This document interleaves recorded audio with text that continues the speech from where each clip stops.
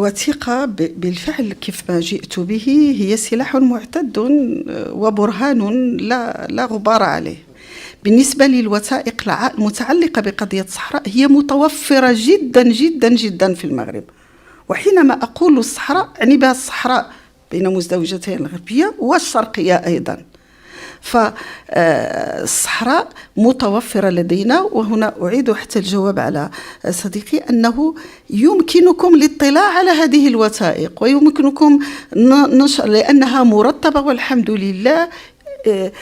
منذ غد أنا في انتظارك، فيجب أن تأتي وتطلع عليها. حينما أقول الوثائق المتعلقة بالصحراء ليست الوثائق فقط المراسلات أو الضهائر أو البيعات، هنالك خرائط تبين كيف تطورت الحدود، وهو رصيد جد هام حصلنا عليه من رصيد المعزوزي الذي كان متكلفا بهذا الأمر.